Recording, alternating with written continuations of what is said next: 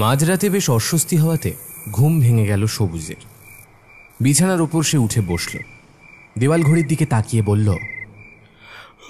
কি ব্যাপার, রাত্রি 2টোর সময় আমার ঘুমটা ভেঙে গেল কি করে? এরকম তো আগে কখনো হয়নি আমার সাথে।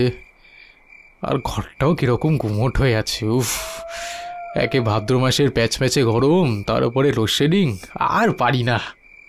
সবুজ উঠে গিয়ে জানলাটা খুলে দিল। যতই গরম থাকুক না কেন, সেই জানলাটা পারতপক্ষে খোলে না, কারণ খুললেই দূরের সেই পচা ডোবাটা চোখে পড়ে। একটা ফুরফুরে ঠান্ডা হাওয়া গায়ে ঝাপটা দিয়ে বেরিয়ে গেল। কাছে পিঠে কোথাও বৃষ্টি হয়েছে বোধহয়। যাই, আরেকবার শোয়ার চেষ্টা করে দেখি, কালকে আবার সকাল সকাল উঠতে হবে। সবুজ বিছানায় গিয়ে শুয়ে পড়ল। এপাশ ওপাশ করে ঘুমানোর চেষ্টা করল। একবার ঘড়ির দিকে তাকিয়ে দেখল 2:30 বাজে। হঠাৎ দূর থেকে একটা মিষ্টি বাঁশির শব্দ কানে এলো তার। সবুজের গায়ের লোম খাড়া হয়ে গেল। থরথর করে কাঁপতে কাঁপতে দুহাতে কান চাপা দিয়ে শোয়ার চেষ্টা করল। আরে, আবার সেই শব্দটা।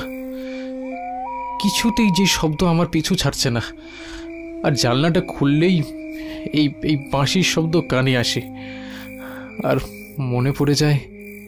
বাঁশির আওয়াজ শুনতে শুনতে তার স্নায়ু দুর্বল হয়ে পড়ল, ঢলে পড়ল গভীর নিদ্রায়। সবুজ, এই সবুজ, হট! এখানে কি করছিস তুই? আমি এখানে কি করে এলাম? শম্ভু কাকা, তুমি এখানে? তোর বাবা মা তোকে গোটা গ্রাম খুঁজে বেড়াচ্ছে। কোথায় ছিলি কাল সারা রাত, আর এখানেই বা এলি কি করে? আমি নিজেই তো জানি না এখানে কি করে এলাম। এই অভিশপ্ত জায়গাটা আমার পিছু ছাড়বে না দেখছি, সমানে এখানে চলে আসছি। একবার সবুজ চারপাশে তাকিয়ে দেখল, রোদ ঝাঝা করছে চারদিকে। শম্ভু কাকা, কটা বাজে গো? 10:30 বাজে। চল চল, অনেক হয়েছে, এখন আর এখানে বেশিক্ষণ থাকা যাবে না। চল, এখন বাকি কথা বাড়ি গিয়ে হবে। সবুজ শম্ভু কাকার পিছু পিছু হাঁটতে হাঁটতে ভাবল, তার মানে আমি কি সারা রাত এখানেই ছিলাম? কিন্তু এখানে এলাম কি করে? যতদূর মনে পড়ছে, রাতে সেই বাঁশির আওয়াজ, ওহ, মাথাটা যন্ত্রণায় ফেটে পড়ছে। মিনিট 2 হাঁটার পর যখন তারা সবুজের বাড়ি পৌঁছল, সবুজ দেখল গেটের সামনে তার বাবা চিন্তিত মুখে হাঁটাচলা করছে। সবুজকে দেখেই ছুটে এলো। এই সবুজ, কোথায় ছিলি তুই? সারা রাত বাড়ির বাইরে কি করছিলি? ওরে, আমাদের তোকে নিয়ে কত চিন্তা হয় সেটা জানিস না? আর বলো না ধনঞ্জয় দা, ওই পচা ডোবার ওখানে হাত পা ছড়িয়ে শুয়েছিল আমাদের সবুজ। আমি তো গিয়ে ঘুম থেকে তুললাম। হ্যাঁ, তুই পচা ডোবার ওখানে গিয়েছিলি? ওরে বাবা, তোর সাহস তো কম না! এত সব কিছু জানার পরেও তুই... ধনঞ্জয়, ওকে আর বকো না, বরং ঘরে গিয়ে একটু বিশ্রাম করতে বলো। সবুজ আওয়াজ লক্ষ্য করে তাকিয়ে দেখল গ্রামের মোড়ল শিবু জ্যাঠা চিন্তিত মুখে দাঁড়িয়ে আছে। বাবা সবুজ, তুমি এখন ঘরে গিয়ে বিশ্রাম নাও বাবা। তোমার মুখ দেখে বোঝা যাচ্ছে তোমার শরীরের অবস্থা ভালো নয়। শুধু হাত পা ধুয়ে একটু বিশ্রাম নাও, তারপর সন্ধ্যা নাগাদ আমি আবার আসছি, তখন তোমার কাছ থেকে সবটা শুনবো, কেমন? শিবু জ্যাঠা চলে গেলেন। সবুজ ঘরে ঢুকে হাত মুখ ধুয়ে খাবার নিয়ে নিজের ঘরের বিছানায় এসে বসল। বড্ড ক্লান্ত লাগছে তার। আগের রাতের কথা ভাবতে ভাবতে কখন যেন আবারও গভীর নিদ্রায় ঢলে পড়ল। যখন ঘুম ভাঙল, চারিদিকে অন্ধকার, সন্ধে হয়ে গেছে। কিছু দূরে শাঁখ বাজার শব্দ তার কানে এলো। সবুজ বার দুয়েক তার বাবা মাকে ডাকল। বাবা মা, কোথায় তোমরা?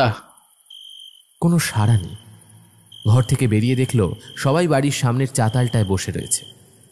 সবুজ, এসেছিস? তাহলে ঘুম হলো তোর? হ্যাঁ শম্ভু কাকা, বলো।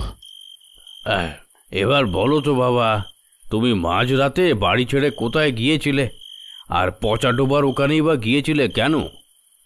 আমি জানি না জেঠু, বিশ্বাস করো আমার কিচ্ছু মনে নেই। কিছু মনে নেই বললেই তো হয় না। আচ্ছা, শোয়ার আগে কি হয়েছিল কিছু মনে আছে?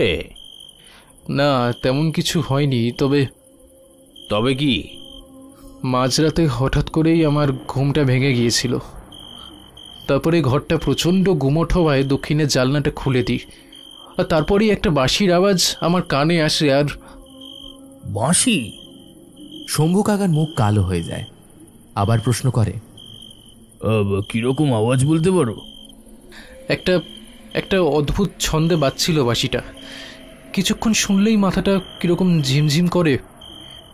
এর আগেও আমি বাঁশির আওয়াজ শুনেছি, বাবা মাকে বলেছিলাম, কিন্তু তারা কেউ বিশ্বাসই করেনি। তারা বলেছিল যে আমি নাকি ঘুমের মধ্যে স্বপ্ন দেখছি। শম্ভু কাকা, তুমি কি জানো এই বিষয়ে কিছু?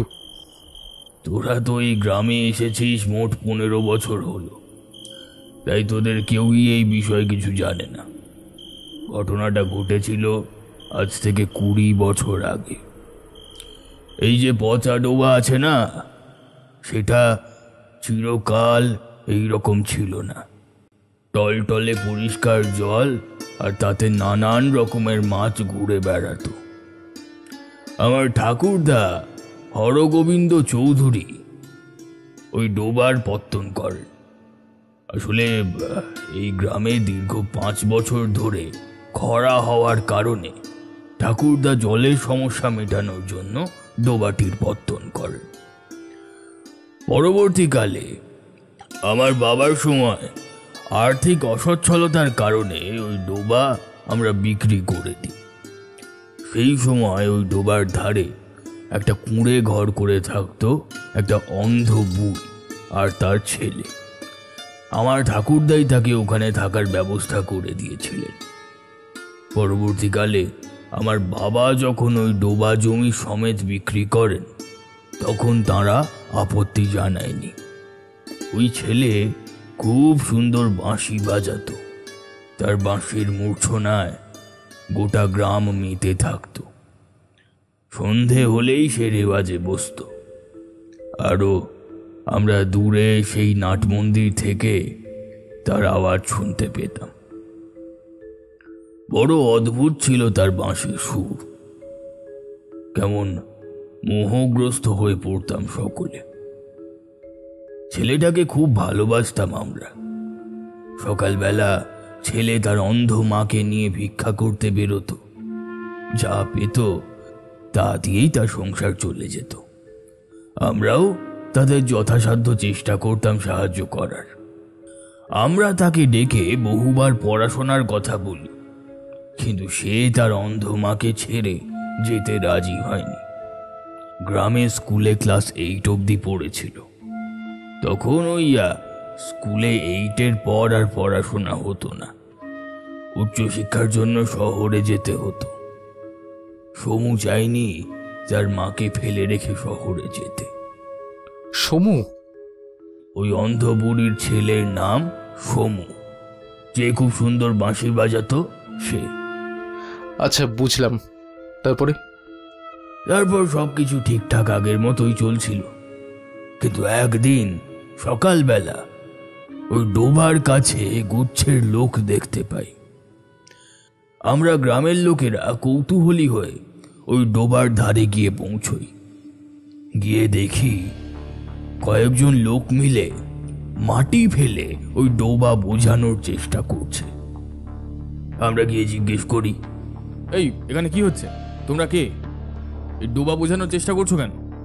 দেখো না শম্ভুদা, ওরা এই ডোবা বুঝিয়ে এখানে ফ্যাক্টরি করবে বলছে। আমরা বাধা দিতে যাওয়ায় বলে আমাদের ঝুপড়িও ভেঙে দেবে। আমি এই সময় এই অবস্থায় আমার বয়স্ক মাকে নিয়ে কোথায় যাব বলো তো? সমুর কথা শুনে আমরা ওই লোকগুলোর মধ্যে একজন মাতব্বর গোছের লোকের কাছে গিয়ে বললাম, এই তোমরা এখানে কি করছো? ওই ডোবাটাকে বোঝানোর চেষ্টা করছো কেন? মালিক হুকুম দিয়েছে এই ডোবা বুঝিয়ে এখানে ফ্যাক্টরি হবে, এসব ঝুপড়ি ছুঁড়ে ফেলে দেওয়া হবে। ফ্যাক্টরি? কিসের ফ্যাক্টরি? আমার বাবা তো ডোবা মাছ চাষের জন্য বিক্রি করেছিল। সেসব আমরা জানি না, আপনি আমাদের মালিকের সঙ্গে গিয়ে কথা বলুন। আমাদের সাথে ওই মজুরদের তর্কাতর্কি শুরু হয়ে গেল। হঠাৎ আমাদের ওই শোরগোল শুনে দূরে গাছের তলায় দাঁড়িয়ে থাকা এক স্যুট বুট পরা ব্যক্তি গটমট করে আমাদের সামনে এসে জিজ্ঞেস করলো, কি ব্যাপার? কি কি সমস্যা? আরে ওদের কাজ করতে দিচ্ছেন না কেন? চিনতে পারলাম ইনি সেই ব্যক্তি যাকে আমার বাবা ডোবা সহ জমি বিক্রি করেছিলেন। ও আপনি আমাকে চিনতে পারছেন না? আমি শম্ভুনাথ চৌধুরী। আমার বাবা রমাকান্ত চৌধুরী আপনাকে এই ডোবার জমি বিক্রি করেছিলেন। হ্যাঁ, আচ্ছা, তো আমি কি করতে পারি? কেনার সময় তো আপনি কথা দিয়েছিলেন যে এই ডোবায় মাছ চাষ করবেন, কখনোই ওই ডোবা বুঝিয়ে অন্য কিছু করবেন না। আর এই কথা দিয়েছিলেন যে ওই ঝুপড়িতে থাকা মানুষগুলোকে উৎখাত আপনি করবেন না। তাহলে এখন আপনি আপনার কথার খেলাপ করছেন কেন? আমার জমি আমি যা ইচ্ছে তাই করব। তোমার বাবা আমাকে জমি বিক্রি করে দেওয়ার পর তোমাদের আর কোনো অধিকার নেই এখানে আমি কি করব সেটা বলার। কি বলছেনটা কি আপনি? এই ডোবা থেকে গ্রামের লোক জল নেয়, চাষের জমিতে লাগে জল, কত কাজে লাগে এই ডোবা। আর আপনি এই ডোবা বুঝিয়ে এখানে ফ্যাক্টরি বানাবেন? বেশ করবো, এখানে ফ্যাক্টরি করব। এখানে ফ্যাক্টরি হবে। কি করবি? কি করবি? যা ইচ্ছে করার করে না, যা। এই তোমরা কাজ করো। হঠাৎ আমার সাথে থাকা এক ছেলে বলে উঠল, কিসের ফ্যাক্টরি হবে? এখানে টায়ারের ফ্যাক্টরি হবে, কত লোক কাজ পাবে। তোমাদেরই তো সুবিধে, তোমাদেরই তো ভালো হবে। টায়ারের? তাহলে তো গোটা গ্রাম বসবাসের অযোগ্য হয়ে যাবে। আমরা তা হতে দিতে পারি না। আমরা এক্ষুনি যাচ্ছি লোকাল থানায় কমপ্লেন করতে। আপনারা ডোবা বুঝে ফ্যাক্টরি বানাতে পারেন না, এটা নিয়ম বিরুদ্ধ, আইন বিরুদ্ধ কাজ এগুলো। কি থানা? ওহ বাবা, আরে পুলিশ আমার পকেটে রে, পুলিশ আমার পকেটে। এরকম করে নাড়াবো, পুলিশ দুটো পড়ে যাবে পকেট থেকে, দেখবি। তুই জানিস আমার জামাইবাবুকে? হ্যাঁ, এই এলাকার এমএলএ। খোঁজ নিয়ে দেখ, যাকে সহজ ভাষায় বলে বিধায়ক। শহরের থানার বড়বাবু আমার আগে পিছে ঘোরে। শুনে রাখো খোকা, এখানে টায়ার ফ্যাক্টরি হবেই হবে, ঠিক আছে? এটাই আমার শেষ কথা।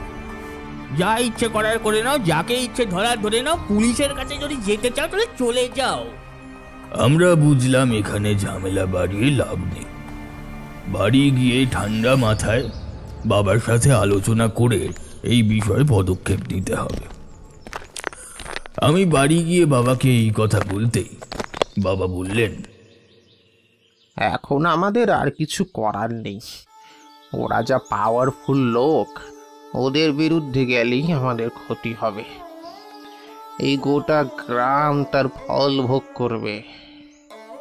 কিন্তু এত সহজে তুমি ওদের ছেড়ে দেবে? আর সমুদের কি হবে? ওরা কোথায় যাবে? ঠিক সেই সময় দেখলাম সমু দৌড়তে দৌড়তে আমাদের বাড়িতে এলো। এসে বাবার সামনে হাত জোর করে বলল, কর্তামশাই, আমাদের বাঁচান। ওরা আমাদের বাড়ি থেকে জিনিসপত্র ছুঁড়ে ফেলে দিচ্ছে। আমার মা তাদের আটকাতে গেলে আমাদের ধাক্কা মেরে ফেলে দিল। আমরা বললাম আমাদের অন্তত 1 সপ্তাহ সময় দিন। ওরা বললো এত সময় দেওয়া সম্ভব নয়, এখনই তোদের বেরিয়ে যেতে হবে। এখন আমরা কোথায় যাই কর্তামশাই? বাবা সোমু, শান্ত হয়ে শোনো আমার কথাটা। ওদের সাথে লড়াইয়ে আমরা পেরে উঠবো না বাবা। ওরা খুব শক্তিশালী লোক। এখন আমাদের হাতে আর কিচ্ছু নেই। তোমাদের অন্য কোথাও থাকার ব্যবস্থা হয়ে যাবে, চিন্তা করো না। কিন্তু তা বলে এত সহজে ছেড়ে দেব? ওরা আমার মাকে ধাক্কা দিয়ে ফেলে দিয়েছে। আমরা গরিব বলে কি আমাদের কোনো মান সম্মান নেই? আমি একাই যাচ্ছি ওদের বিরুদ্ধে লড়াই করতে। এই বলে সমু বেরিয়ে গেল। আমি চিৎকার করলাম, এই সমু, সমু, এই দাঁড়া, সমু দাঁড়া। কিন্তু সে পিছনে একটিবারের জন্য ফিরে তাকালো না। কে জানতো ওটাই ছিল আমার সমুকে শেষ দেখা। শেষ দেখা? সমুর কি হলো? তারপর কি হলো আমি সচক্ষে দেখিনি, বাকিটা লোক মুখে শোনা। শোনা যায় সমু লাঠি নিয়ে ওই মজদুরগুলোকে তাড়া করেছিল, তাদের মারতে মারতে এলাকা ছাড়া করেছিল। কিন্তু পরের দিন সকালে গিয়ে আমি ওখানে সমুকে দেখতে পাইনি। ওখানকার লোকেদের মুখেই শুনেছিলাম যে সমু তার মাকে নিয়ে শহরে চলে গেছে। কিছুদিন পর ঘটতে থাকে একের পর এক অদ্ভুত ঘটনা। যত লেবার ওখানে কাজ করছিল সবাই কোনো না কোনোভাবে অসুস্থ হয়ে বাড়ি চলে যায়। কেউ আর সেখানে কাজ করতে চায়নি শেষ পর্যন্ত। আর তখনই সেই ডোবার মালিক হঠাৎ গাড়ি অ্যাক্সিডেন্টে মারা যায়। আমরা গোটা গ্রামের লোক ধরেই নিই যে সমু এবং তার মায়ের অভিশাপে আজকে ওদের এই অবস্থা। ওই ডোবা আর কেউ ভোগ করতে পারেনি, কারণ তারপরই ওই ডোবাতে যত মাছ ছিল সব মরে ভেসে ওঠে। পচে দুর্গন্ধ বের হতে থাকে ওই ডোবা থেকে। তারপর বার দুয়েক ওই ডোবায় ফ্যাক্টরি তৈরি করার জন্য কথা হয়েছিল বটে, কিন্তু কেউই কাজ শেষ করতে পারেনি। তারপর থেকেই ওই ডোবা পরিত্যক্ত হয়ে যায়। কেউ ওই ডোবার ধারে কাছে যেতে সাহস পায় না। তো এই হচ্ছে ওই ডোবার কাহিনী। শম্ভু কাকুর মুখে পুরো গল্প শোনার পর সবুজ থ হয়ে রইল। সবুজকে চুপ থাকতে দেখে শম্ভু কাকা আবার বলল, দেখ, আমি জানি না তোর সাথে কি হয়েছে, তবে আমার কথা যদি তুই শুনিস, আমি বলবো ওই দক্ষিণ দিকে জালনাটা আর খুলিস না। কিছু একটা অশুভ শক্তি জড়িয়ে আছে এর সাথে। রাতে আর কোনো কিছু খাবার ইচ্ছে হলো না সবুজের, তাই চুপচাপ বিছানায় গিয়ে শুয়ে পড়ল। বাবা মা অনেক জোর করলো কিছু মুখে দেওয়ার জন্য, কিন্তু সবুজের কিছুই খেতে ইচ্ছে করছিল না। এপাশ ওপাশ করতে করতে কখন যে সবুজ ঘুমিয়ে পড়েছিল খেয়াল নেই। হঠাৎ অস্বস্তি হতেই ঘুম ভেঙে গেল। সে দরদর করে ঘামছে। আবার লোডশেডিং, উফ, আর পারা যায় না। কিন্তু একটা ঠান্ডা হাওয়া আসছে কোত্থেকে। ঘরের দক্ষিণ দিকে তাকাতেই তার বুকটা ছ্যাঁত করে উঠল। এ কি, জানলাটা খোলা কেন?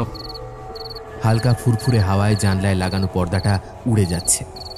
সবুজ উঠে গিয়ে জানলাটা বন্ধ করতে যাবে, ঠিক সেই সময় আবার সেই বাঁশির আওয়াজ শোনা গেল।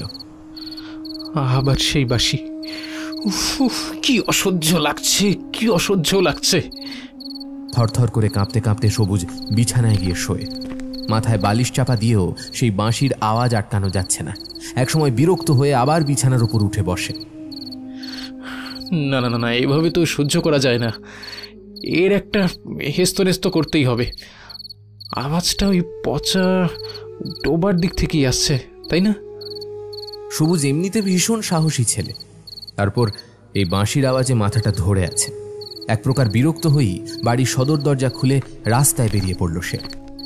হ্যাঁ, ঠিকই ধরেছিলাম, বাঁশির আওয়াজটা সেই পচা ডোবার কাছ থেকেই আসছে। সেই বাঁশির আওয়াজ লক্ষ্য করে সবুজ পৌঁছয় পচা ডোবার সামনে। আর ঠিক সেই সময় বাঁশির আওয়াজটাও থেমে যায়। ওটা কি? জলের উপরে ওটা কি ভাসছে? সবুজ স্পষ্ট দেখতে পায় জলের উপর একটা নির্দিষ্ট স্থানে একটা আলোর বিন্দু দপদপ করে জ্বলছে। তার মানে কেউ কি আমাকে কিছু বোঝাতে চাইছে? ওই আলোটা আমার দিকে এগিয়ে আসছে কেন? সবুজ দেখতে পায় সেই আলো ধীরে ধীরে এগিয়ে আসছে তার দিকে। সে এবার উল্টো দিকে মুখ করে দৌড়তে শুরু করে। কিছুক্ষণ পর মনে হয় সে যেন সেই একই জায়গায় ঘুরপাক খাচ্ছে। কি, আমি তো এই জায়গাতেই দাঁড়িয়েছিলাম। সেই আলোক বিন্দু এবার তার দিকে এগিয়ে আসে। সবুজ এবার একটা চিৎকার করে অজ্ঞান হয়ে মাটিতে লুটিয়ে পড়ে। জ্ঞান ফেরে শম্ভু কাকার ধাক্কা ধাক্কিতে। কিরে, তুই আজকেও এখানে এসে শুয়েছিলি? তোকে না বলেছিলাম ঘরের জানলা বন্ধ করে শুতে? বাড়িতে সবাই তোর জন্য চিন্তা করছে যে। শম্ভু কাকা, আমার বিশ্বাস এই ডোবাতেই কিছু একটা আছে। কেউ যেন আমাকে কিছু জানাতে চাইছে। ওই জায়গাটা একবার তল্লাশি করলে হয় না? সবুজ ডোবার একদিকে আঙুল দেখিয়ে নির্দেশ করে। সে পরে দেখা যাবে খন, আপাতত তুই বাড়ি চ। সেদিনই গ্রামের লোকেরা সবাই মিলে ওই ডোবার একটা অংশ, যেটা সবুজ দেখিয়েছিল, সেখানে নেমে তল্লাশি চালায়। প্রথমে তারা কেউই নামতে রাজি হয়নি, কিন্তু মোড়ল মশাইয়ের আদেশে অবশেষে রাজি হয়। আর সেখান থেকেই পাওয়া যায় একটা কঙ্কাল। পোস্টমর্টম রিপোর্টে জানা যায় ওই কঙ্কাল এক বৃদ্ধার। মৃত্যুর সময় তার বয়স হয়েছিল আনুমানিক 60 থেকে 62। তার মাথার পেছনে আঘাতের চিহ্ন স্পষ্ট। গ্রামের সবাই বুঝতে পারে ওই কঙ্কাল সেই অন্ধ বুড়ির। তাহলে সমুর কি হলো? সে কি এখনো বেঁচে আছে? শম্ভু কাকা সবাইকে উদ্দেশ্য করে জিজ্ঞেস করে। এই পচা ডোবার কালো জলের দিকে তাকিয়ে সবুজের মন খালি খচখচ করতে থাকে। এখনো অনেক কিছু বাকি, গল্পটা এখানে শেষ নয়।